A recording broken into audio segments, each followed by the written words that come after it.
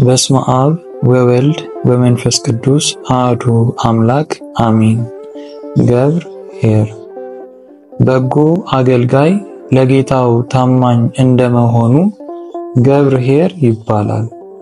ይህም ስያሜ ለዐቢይ ጾም 6ኛ ሳምንት እንደተሰጠ የቤተ ክርስቲያን አስተምህሮ ይገልጻል። የስያሜው መነሻ የሚገኘው ደግሞ በዕለቱ ሥርዓተ ቅዳሴ ከሚነበበው በማቴዎስ ወንጌል ክፍል ውስጥ ነው። የማቴዎስ ወንጌል ምዕራፍ 25 ከቁጥር 14 እስከ 30 ጌታችን መድኃኒታችን ኢየሱስ ክርስቶስ በምሳሌ ካስተማራቸው ትምህርቶች መካከል አንዱ የሆነው ይህ ወንጌል አስተማሪ የሆኑ መሰረታዊ ጉዳዮችን በውስጡ ይዟል። በተለይ ምንም እንኳን የቤተ ክርስቲያን ኃላፊነት የእገሌና የእገሊት ተብሎ ባይወሰንም ቤተ ክርስቲያን ባላት የአገልግሎት መዋቅር መሰረት የኃላፊነትን ቦታ ይዘው ለሚያገለግሉ ሰዎች አትኩሮት ሊሰጡባቸው የሚገባቸው ነጥቦች ይጠቁማል። ይህን ለማየት ያመቸን ዘንድ ከታሪኩ የመጀመሪያ ክፍል በመነሳት ዋና ዋና የሆኑ ሐሳቦችን በአትኩሮት መመርመር ጠቃሚ ነው።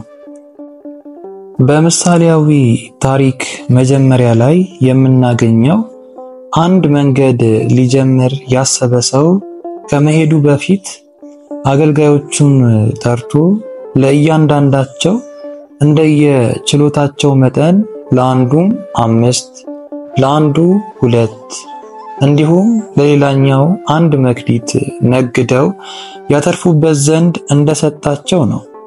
ገና ከታሪኩ መጀመሪያ እንደምንረዳው የአገልጋዮቹ ጌታ ምንም እንኳን እርሱ ለመንገድ ቢዘጋጅም ሀብቱ ግን በተዘጋ ቤት ውስጥ ተቆልፎበት እንዲቀመጥ አልፈለገም። በዚህም አገልጋዮቹን ጠርቶ ገንዘቡን በአደራ ተቀብለው እንዲያተርፉበት ማዘዙን እንደ ማስረጃ ልናቀርብ እንችላለን። ሆኖም ግን ማትረፍ በመፈለጉ ብቻ ገንዘቡን ያለ አግባብ አልበተነም።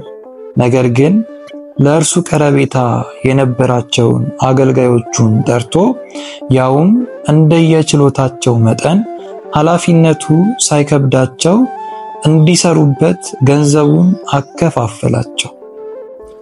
ይህ ጌታ ቅንነትና ርኅራኄ የበዛለት እንደሆነ የሚያመላክተን ነገር አለ። ይኸውም ለአገልጋዮቹ ኃላፊነትን ሲሰጥም እንኳን ከእነርሱ ጋር በነበረው ቀረቤታ ማን ምን መስራት እንደሚችል ከግምት ውስጥ በማስገባት ለእያንዳንዳቸው እንደ ኃላፊነት የመሸከም አቅማቸው 5 2 1 እያደረገ መስጠቱ ነው።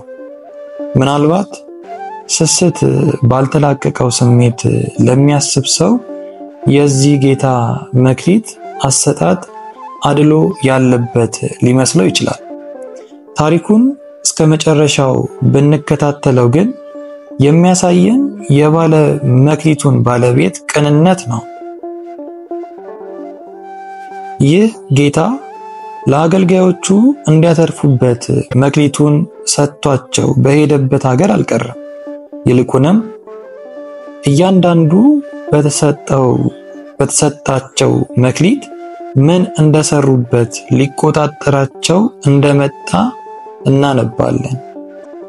ስለዚህ አገልጋዮቹ በሰጣቸው መክሊት ምን እንደሰሩ እንደሚጠይቃቸው እያወቀ ከአቅማቸው በላይ የሆነ መክሊትን በመስጠት ምን ሲሰሩ የተሰጣቸውን መክሊት ያህል ማትረፍ እንደሚችሉ በማሰብ እንዲጨነቁ አልፈለገም። በተቃራኒው የምናየው ያለምንም ጭንቀት ከአእምሯቸው በላይ ሳይሆን ባላቸው ኃይል ተጠቅመው መስራትና ማትረፍ የሚችሉትን ያህል መክሊት እንደሰጣቸው ነው።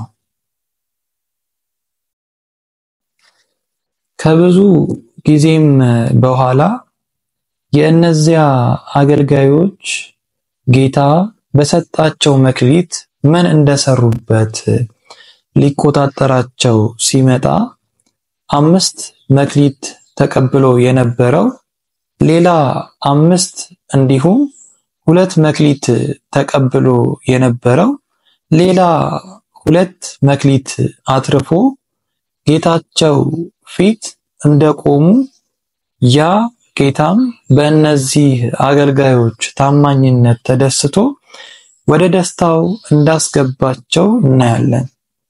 በተቃራኒው ደግሞ ያ 1 መክሊት ተቀብሎ የነበረው ምድርን ቆፍሮ ያተርፍባት ዘንድ የተሰጣቸውን መክሊት እንደቀበረ ከዚህም አልፎ ምን እንዳደረገበት ሲጠየቅ የአመጽ ንግግር እንደተናገረና በዚህ ከፊቱ ያዘነውን ጌታውም ያን ክፉ አገልጋይ እንዲቀጣ እንዳደረገው እናነባለን።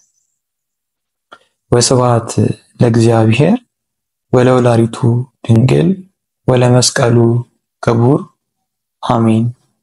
ለዚህ ቻናል አዲስ ከሆናችሁ ቻናሉን ሰብስክራይብ በማድረግ ቤተሰብ ይሁኑ።